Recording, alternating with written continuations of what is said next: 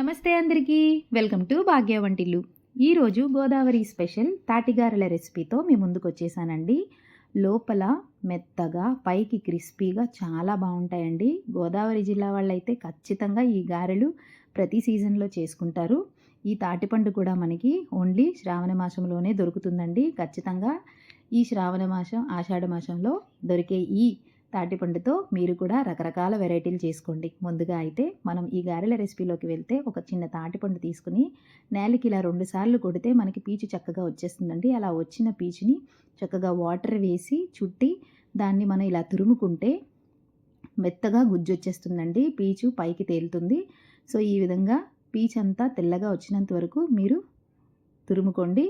So తురుముకొని వెంటనే మీరు ఆ తురుములో చేయి పెట్టకుండా చెయ్యి వాష్ చేసుకొని పెట్టండి. ఎందుకంటే చేతికి చిన్న చిన్నగా కొంచెం పీచు అంటుకుంటుంది, లేకపోతే అది కూడా ఇందులోకి వెళ్ళిపోతుంది. అలా వెళ్ళకుండా మనం తీసుకోవాలి. సో మెజర్మెంట్లోకి వెళ్తే నేను ఎంతైతే మనం తాటిపండు గుజ్జు తీసుకున్నామో అంతే క్వాంటిటీ 1 కప్పు ముంబై రవ్వ, అదే సూజీ అండి, అలాగే 1 కప్పు బియ్యం పిండి, 1 కప్పు కొబ్బరి తురుము, అలాగే 1 కప్పు బెల్లం బాగా మిక్స్ చేసుకోవాలండి. ఈ పిండిని ఆ తాటిపండు గుజ్జుకి మొత్తం కలిసేలాగా మొత్తం అంతా బాగా కలుపుకొని రుచికి తగినంత సాల్ట్ కూడా వేసుకుని బాగా కలుపుకొని కొద్దిగా వాటర్ వేసుకుని కొంచెం లూజ్గానే కలుపుకోవాలండి. మరీ టైట్గా పిండి కలపొద్దు. ఎందుకంటే కొద్దిగా మాత్రమే యాడ్ చేసుకోండి. మరీ దోశ బ్యాటర్లా కాకుండా కొద్దిగా వాటర్ కనిపించేలాగా కలుపుకోండి. ఇలా కలుపుకుంటున్నప్పుడే ఎక్కడైనా బెల్లం గుజ్జు ఉంటే కొంచెం మెదిపితే అది కూడా కరిగిపోతుందండి.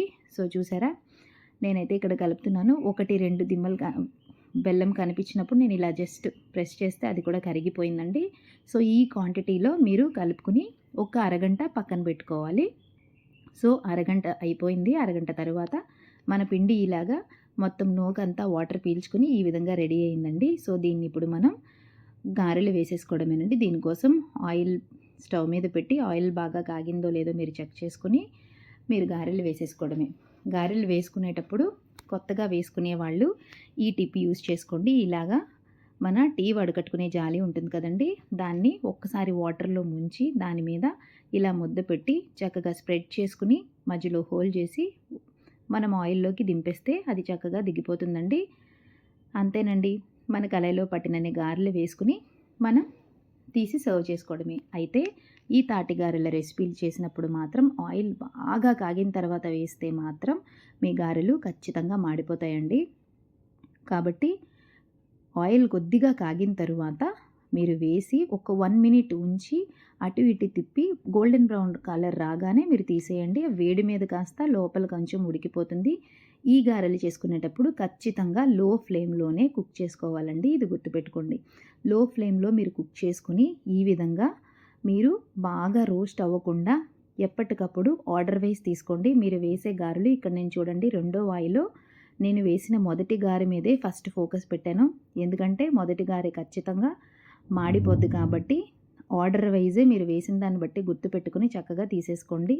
వెంటనే వేసుకుంటే ప్రాబ్లం లేదు. ఒకవేళ గ్యాప్ వస్తే మాత్రం ఒకటి ఉడికి ఒకటి మాడిపోయే అవకాశాలు ఉంటాయి. కాబట్టి మీరు తీసుకునేటప్పుడు ఖచ్చితంగా దగ్గరుండి చేసుకోండి.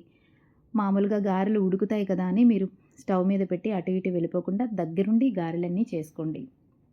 సో ఇలా ఒకదాని తర్వాత ఒకటి మనకున్న వాయ గారెలన్నీ వేసేసుకోవడమేనండి. లోపల కొబ్బరి అక్కడక్కడ తగులుతూ దీని ఫ్లేవర్ అమోఘంగా ఉంటుందండి.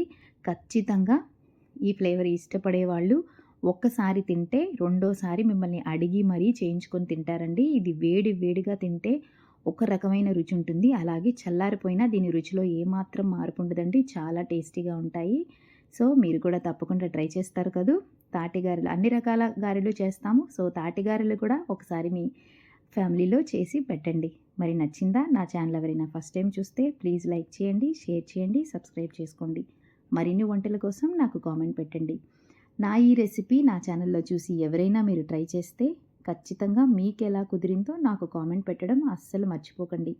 బాగుంది కదా, చాలా బాగుంటాయండి. మీరు కూడా ఒకసారి ట్రై చేయండి తప్పకుండా. Thank you all.